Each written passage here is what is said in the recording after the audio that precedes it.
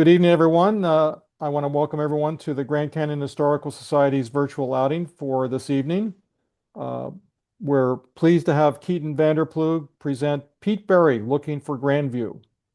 And I want to mention that Keaton gave a shorter version of this talk at our 2023 symposium, and it appears in the symposium proceedings as the second paper in the publication. It's a fascinating read, so if you want to follow along or read it after the live presentation, that's a great option. The Grand Canyon Historical Society's mission statement: we celebrate and promote the study and preservation of the Grand Canyon region's cultural and natural history for the education and enjoyment of its members and the public. Grand Canyon Historical Society is the official MPS partner at the Grand Canyon for interpretation and historical services. Also want to mention I'm Tom Sulpizio, president of the Grand Canyon Historical Society this year. So we invite you to become a member. The dues are only $35 a year. We are an all-volunteer organization. All of us do what we do, work on behalf of the society and our members because we are so passionate about the region, its natural and its cultural and its human history. So please join us so that we can continue to expand our many activities like these regular virtual outings. And it couldn't be any easier. Just go to our website. You see the click on the join or donate icon at the top of the page, and away you go. So our virtual outing this evening, Keaton Vanderploeg will present Pete Berry, Looking for Grandview. Keaton is a GCHS member and trail guide. He grew up in Phoenix, Arizona, and graduated from Arizona State University with a degree in life sciences and history. In 2017, he began working at Grand Canyon National Park, where he quickly fell in love with guiding, developing a style that blends geology, history, ecology, and storytelling into one seamless adventure. In 2026, Keaton launched Grand Day Tours. Here's the URL, with a simple goal to offer tours that are personal, meaningful, and unforgettable. And I love the statement that he gave us: a good guide doesn't just show you the view, they help you see it. So without any further discussion, I give you Keaton Vanderploeg. So, Peter D. Berry was born in Cedar Falls, Iowa in 1858 and was the youngest in a large family with 8 children.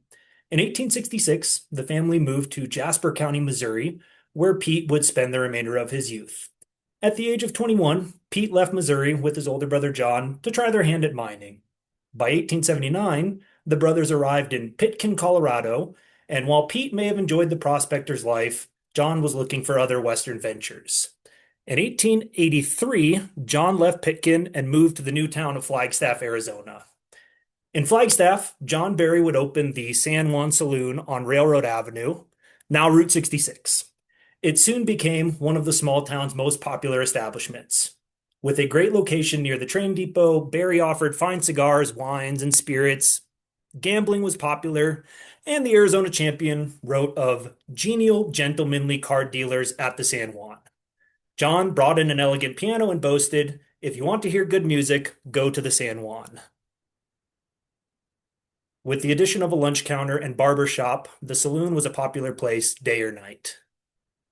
By 1886, John had expanded his business beyond the saloon and was focused on building a broker's office in Flagstaff to facilitate banking and business transactions.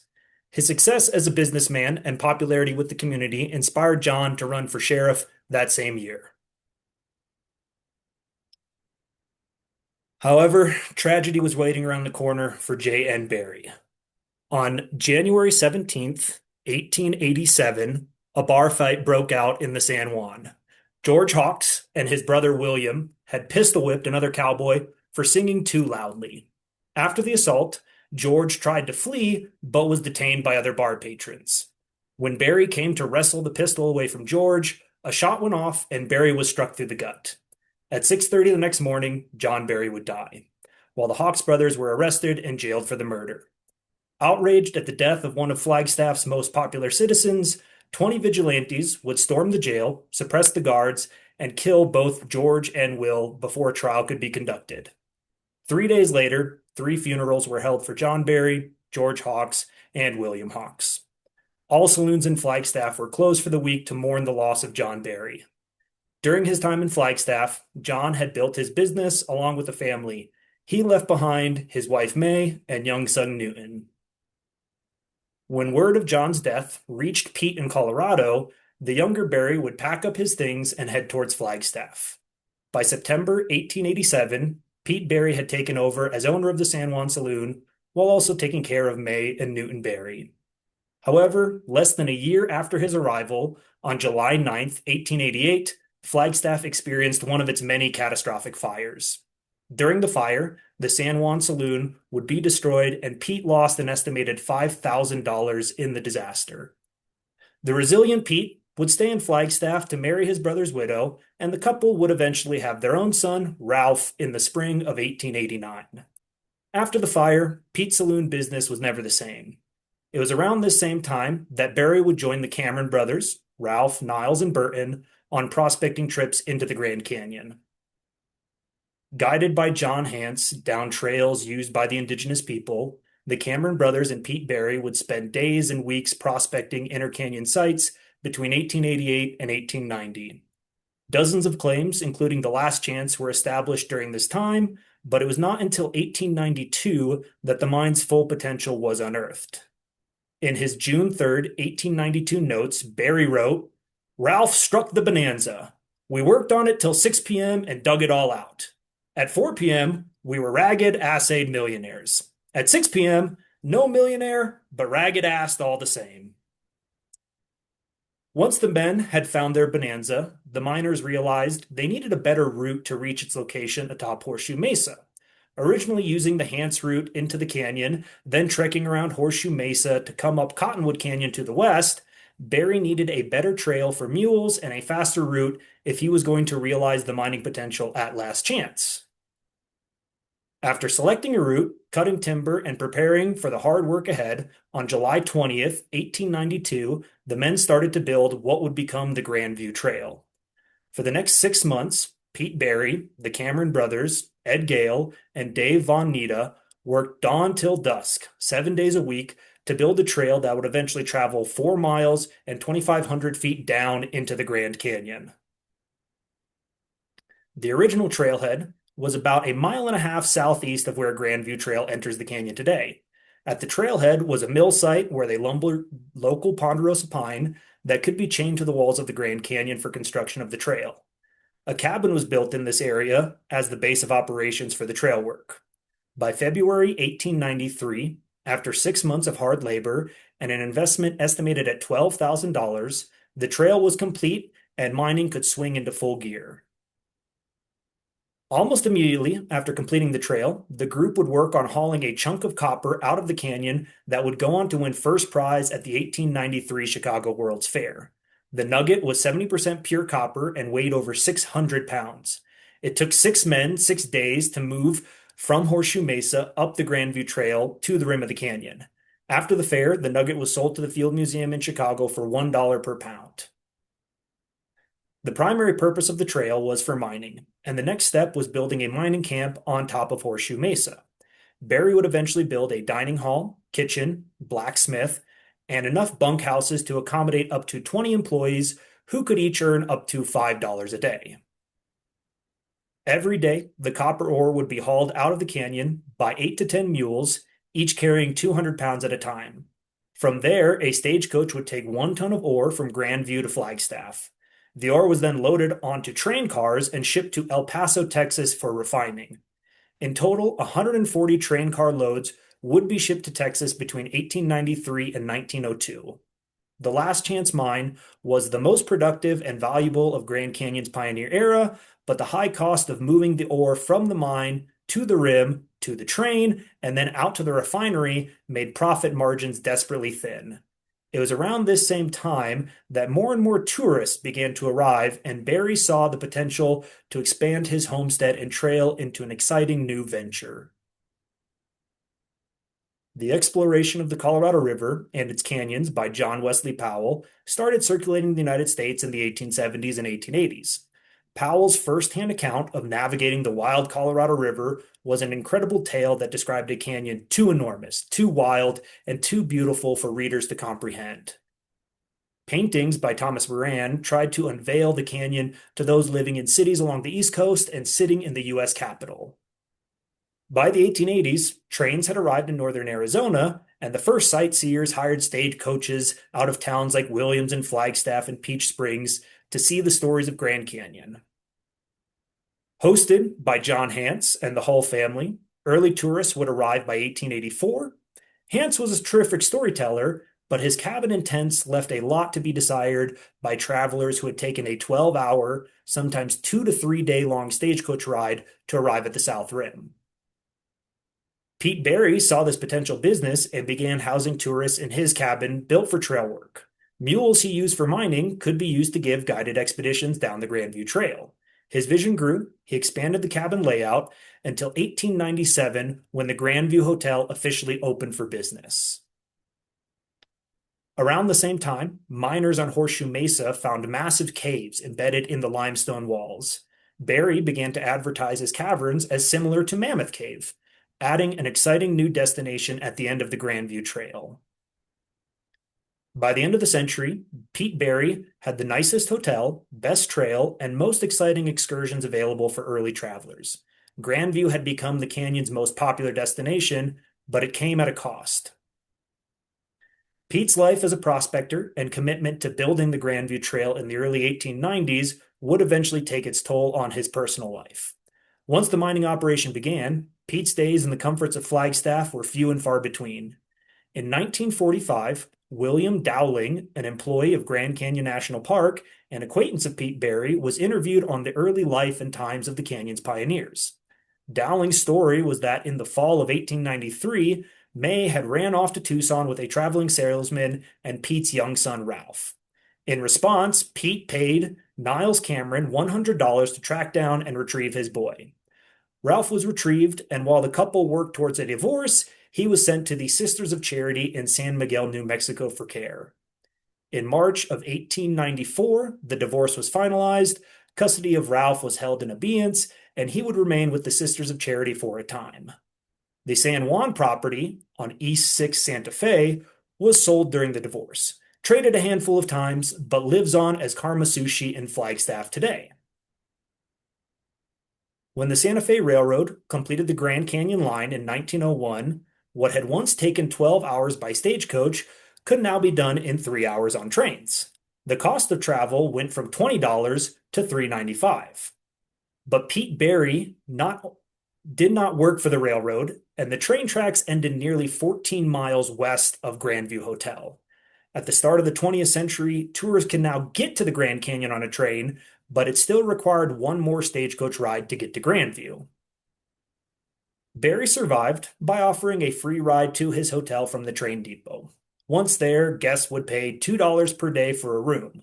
Guided trips into the canyon cost $3.40. A saddle tour along the rim was $1.25. And for just $1, 2 or more people could take a carriage ride from the hotel out to where Grandview Point is today. It was also around this time that the new trailhead was built.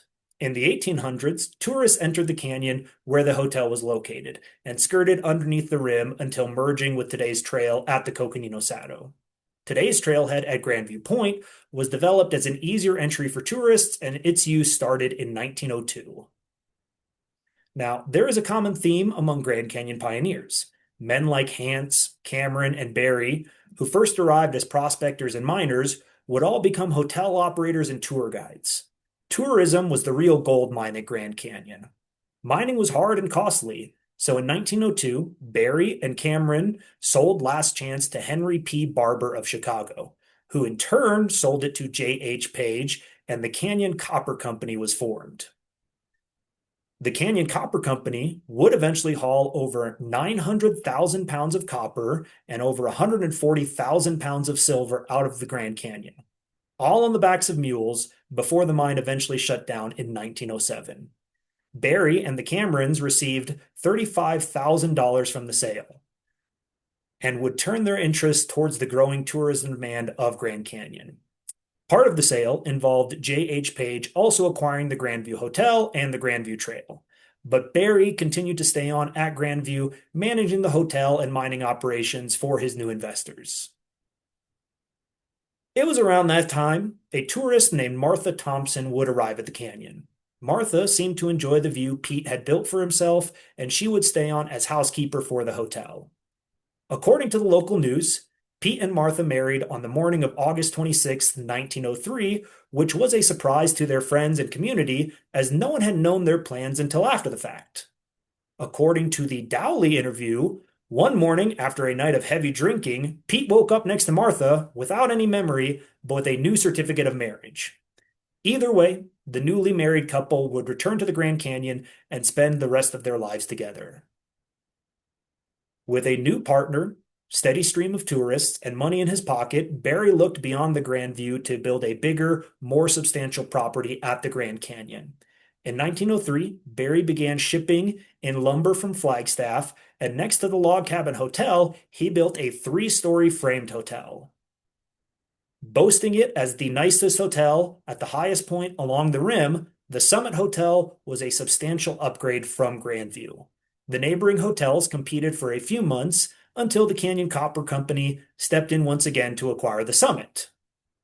The name Grandview now included the original log cabin, the newer, bigger building, the nicest trail, the most productive mine, and was the largest tourist destination around. But all of this could not prevent the inevitable. Everyone came to the canyon on the train. The Santa Fe Railroad worked closely with the Fred Harvey Company, and the Fred Harvey Company was known the world over for its own hotels and tourism. While the expansion at Grandview were completed, the railroad began construction of their own multi-story hotel right at the train depot. In January of 1905, the El Tovar Hotel opened for business. There was no longer an incentive to take a 14-mile stagecoach ride to Grandview when a newer, nicer hotel was just steps away. Barry began to see fewer and fewer visitors as he began to feel the pressure of his biggest competition to date. For the next 2 years, Barry struggled to maintain everything he had built at the canyon. By 1907, the hotel was seeing only a handful of people every other week. At the same time, copper prices around the country dropped. Small profits now turned into negative investments. The Canyon Copper Company shut down mining operations on Horseshoe Mesa that year, and it also began to look at the hotel operations with similar skepticism. In 1908, President Theodore Roosevelt declared the walls of the Grand Canyon a national monument. A huge step for the national park's history, but a huge blow to small entrepreneurs like Pete Barry. Barry viewed his rivals at Fred Harvey as in bed with the federal government. The competition and the pressure from these Goliaths took its toll, and from 1908 to 1910, the hotel stood vacant, with only Pete and Martha staying on as caretakers. In 1911, Barry reopened his property, hoping to compete with Grand Canyon Village. He offered locals cheap land on his homestead to develop the town of Summit. Unfortunately, he found no takers and still no visitors. Determined to never see his property ends up in the hands of Fred Harvey, Pete Barry and the Canyon Copper Company began looking for a single buyer with deep pockets to take up their mantle. In 1913, a deal was struck with multimillionaire William Randolph Hearst to acquire everything. The Barry homestead was sold to Hearst for $48,618, and the Canyon Copper Company was sold for $25,618. A nearly $75,000 deal in 1913 would be worth roughly $2 million today, and Pete Barry would walk away a considerably richer man. Hearst would make great claims of building himself an estate, a bigger hotel, a faster railroad, and more accommodations to compete with Fred Harvey, all of which never came to fruition.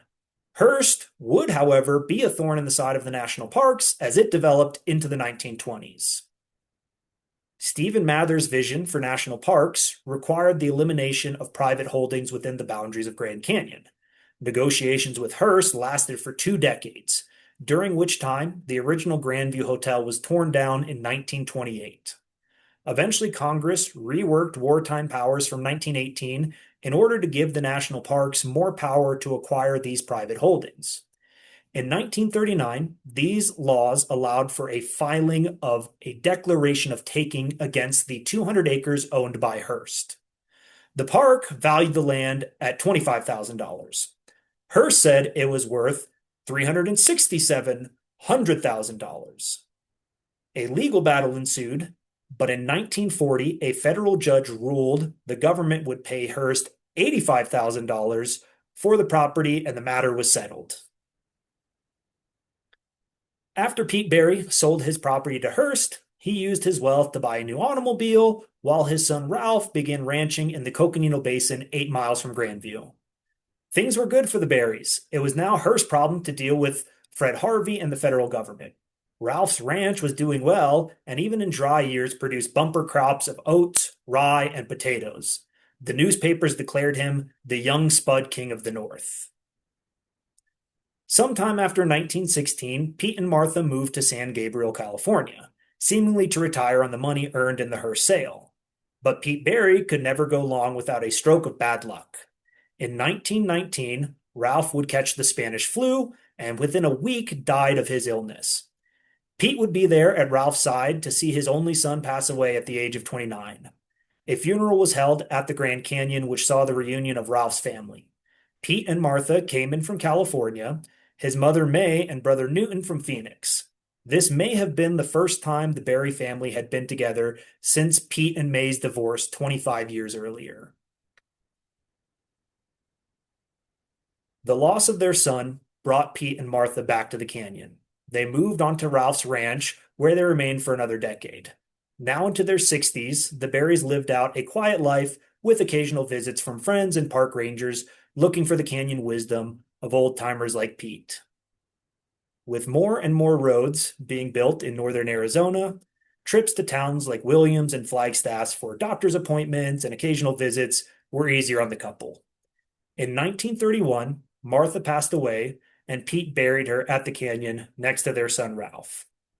A year later, Pete would die of stomach cancer, joining his son and wife in Grand Canyon's Pioneer Cemetery.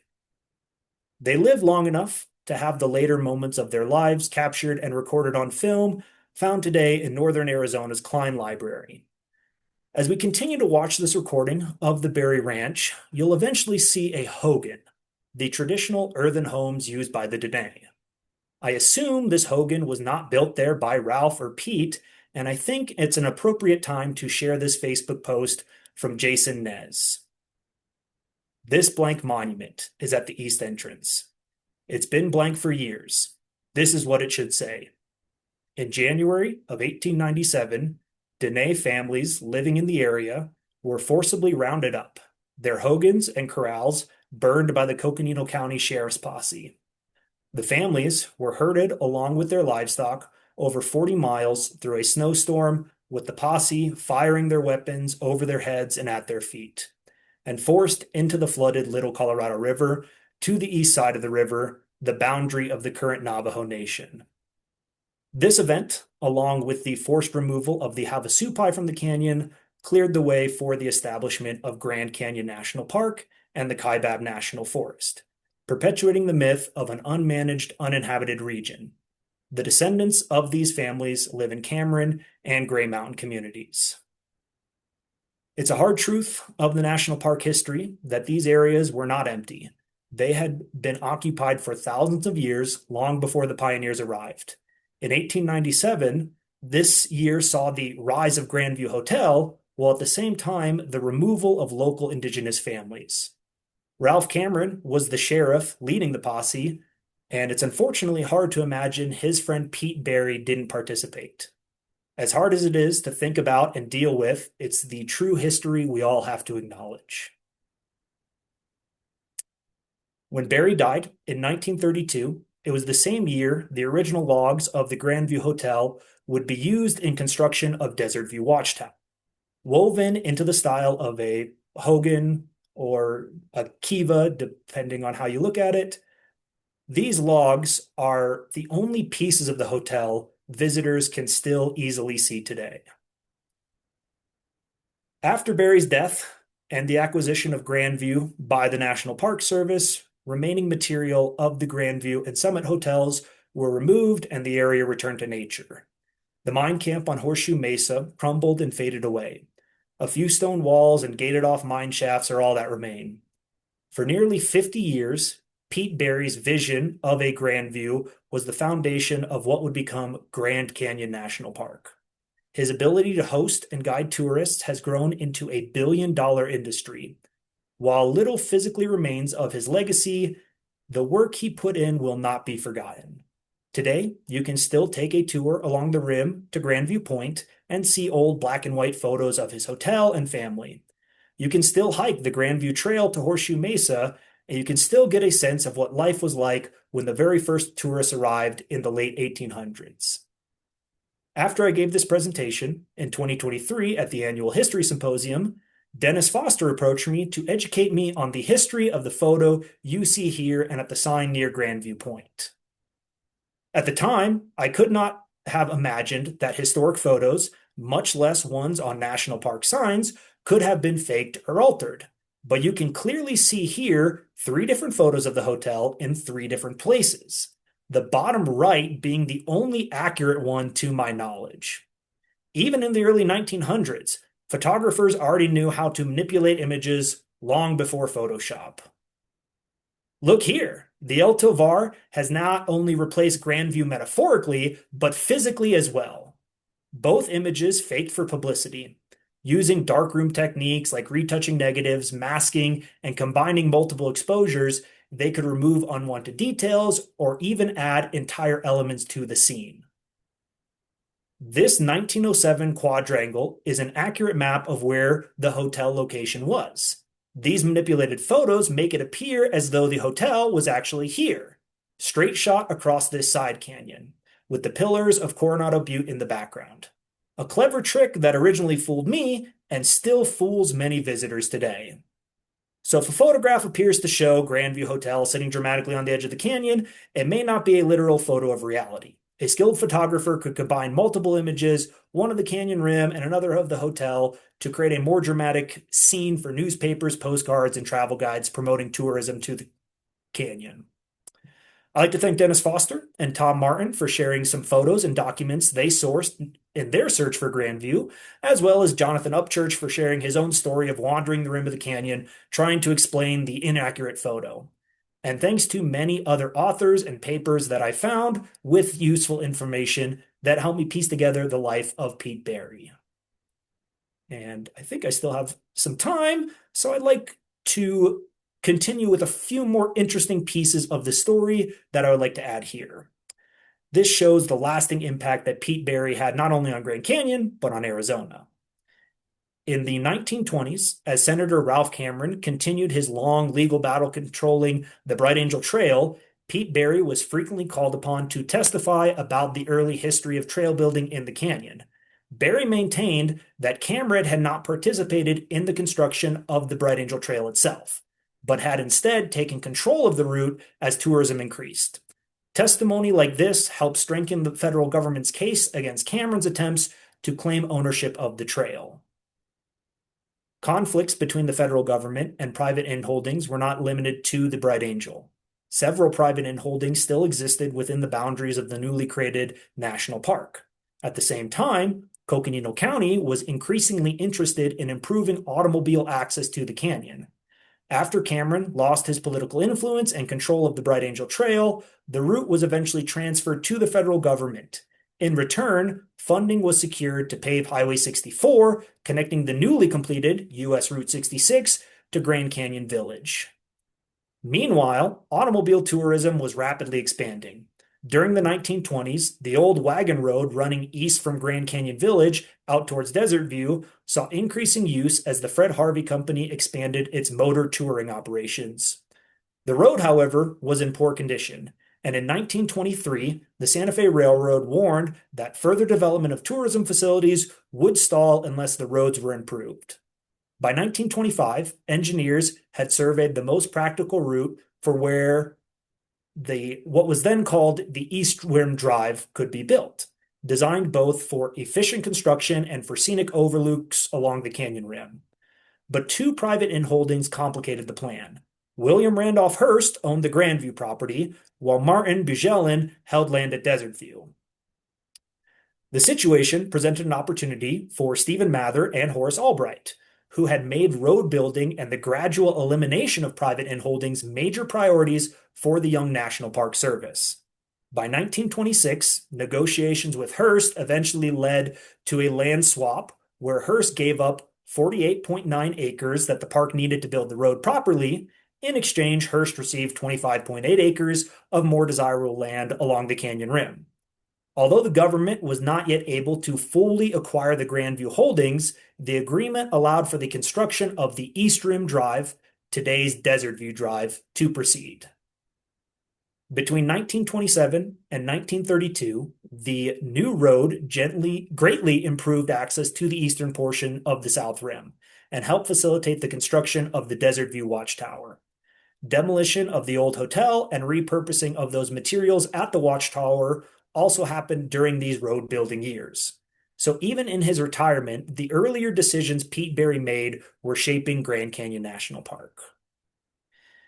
And one last thing that has always bothered me, May Barry, the widow of John Barry and later Pete Barry's first wife. She has often been portrayed unfairly in historic accounts surrounding the development of the Grandview Hotel. Many of these stories present her in a negative or sensationalized light, but the evidence behind them is often thin and one-sided. It is important to consider the circumstances she faced after John Barry's death in 1887. As a young single mother in territorial Arizona, May lived in a time when women did not have the right to vote and had limited legal and financial power. Although she served as the administrator of John's estate, she likely needed to support the support of a man in order to manage and develop the property effectively. Pete Barry became that person, though he may not have been as ambitious as his brother John. Pete himself was known to struggle with alcoholism, and after the Flagstaff saloon burned down, he reportedly spent long stretches of time away from home at the Grand Canyon. And the marriage between May and Pete appears to have been one of convenience and circumstance rather than a lasting partnership. That situation changed when May met A.E. Frankfurter. May and Pete divorced in March of 1894, and only 2 months later, in May of 1894, she married Frankfurter in Coconino County. Some of the more dramatic stories associated with this period, such as May allegedly running away to Tucson and Niles Cameron pursuing her to retrieve a young Ralph Barry, make for colorful storytelling, but I have yet to find evidence supporting these claims beyond a single interview recorded by William Dowley in 1943, 50 years after the fact. More recently, an oral history with Vicki Gates, the granddaughter of Newton Barry, adds yet another perspective. According to her family's account, Ralph Barry may not have been May's son at all. Instead, she suggests that Pete Barry had an earlier relationship with his second wife, Martha, and that Ralph may have been their biological child. Like many frontier stories, the full truth may never be known. What we can say with confidence is that May Frankfurter went on to live a long life surrounded by friends and family. With her third husband, she had a daughter, Mabel, and by all accounts, she was remembered as a well-loved and respected member of the community. She passed away in 1927. The life and legacy of Pete Barry are captured briefly on the National Park Service signs at Grandview Point today. But I hope you've enjoyed taking a deeper look into his story and the role he played in the early development of tourism at the Grand Canyon. Like many historical projects I've worked on, I'm sure this one isn't finished. There always seems to be another document to uncover, another detail that was overlooked, or another strange twist that keeps the story evolving. That's part of what makes research in the history of Grand Canyon so fascinating. So I'd like to thank Grand Canyon Historical Society to continuing to bringing these stories to the public and helping keep that history alive. And if you'd like to follow my own journey exploring the Grand Canyon and its history, you can find me on YouTube, Instagram, Facebook, TikTok, all of it under Grand Day Tours. And if you'd ever like to spend a day exploring the Grand Canyon together, I'd be honored to be your tour guide. So tours can always be booked at granddaytours.com. Thank you. Thank you so much, Keaton, for a fascinating presentation, and the new content is especially appreciated. Um, there's a lot of interesting and sordid details in that on run-on material that was not seen at the symposium and not in the proceedings. I want to thank you in the proceedings for referencing the Dick Brown article about Pete Berry. Dick Brown, of course, is past Yes. president of the society and a current advisor. And I was just checking to see if we have loaded most of the old Pioneer magazines, quarterly magazines online, but some of the real old ones, like this is from 1990, we don't have. So you've given a reference in the paper which shows where you obtained it, and good for you to have obtained it. Yeah, yeah. The Old Pioneer had a great article about Pete Berry from Yes. back in the day that yeah, helped piece together a lot of this story. Uh, What I want to do is open the floor to any questions from our audience. The way to do that is if you're a subscriber of our YouTube channel and have an account with YouTube under Google, you can just put your questions in the uh, right on online as you're below the video. And Davey, our producer, Davey Crockett, who's producing the YouTube video, can either recite the question or feed it to us in the chat stream. Sounds good. So um, I did want to just a little fascinating about Cameron, the relationship between Barry and Cameron. I mean, it was obviously mentioned in your paper, and but to hear it live is fascinating. The three brothers. I actually didn't realize that everyone thinks of Ralph Cameron as the mover and shaker. He Mhm. became senator, and he had the Bright Angel Trail where he was charging a toll. I didn't realize he was so heavily involved with Barry in developing the Yeah, Horseshoe yeah, Mesa they were copper mines. yeah, that's the namesake of Ralph of Pete's son Ralph is in I honor saw of that. Yeah. Ralph Cameron. So yeah, they were partners in different ways, at odds in other times, but yeah, seem to have a strong connection throughout their lives. Um, that was a really good. You also give a very nice page about the mining there at Horseshoe Mesa. You had something look like it was from either a geological survey or some mining institute. Um, I didn't realize there was also a co-deposit of silver at Yeah, that site.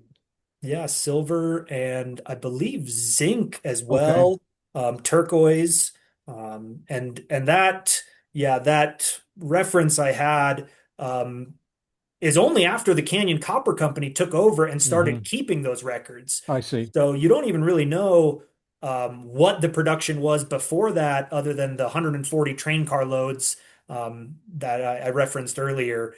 So yeah, it's if you add it all together, it's over 1 million pounds of ore hauled out of the canyon of that one mine. And 70% is extraordinary. I mean, there's a lot of copper mines in southern Arizona. Kennecott is one of the big operators. They still operate copper mines Mhm. in the southern part of the state, but 70%, no wonder they wanted to go through all the effort to develop it. Yep, That's yep. extraordinary. Yeah, and one of my things on my bucket list is I'd love to travel to Chicago and go to the Field Museum and see if they Hmm. still have The nugget. that Grandview nugget in there. The picture I had was of a photo of there's a specific mineral called Grandviewite. It was so unique that it got its own name. But I've never seen a great photo of that 600 pound, 70% nugget of copper. So I assume the Field Museum must still Hmm. have it in their collection. But yeah, it's not something I've come across.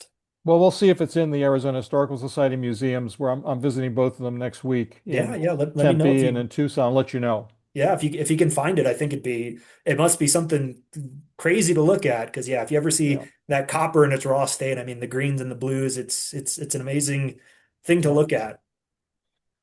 So our producer and Vice President Davey Crockett's on the visual here, and Davey, you're monitoring the YouTube comments.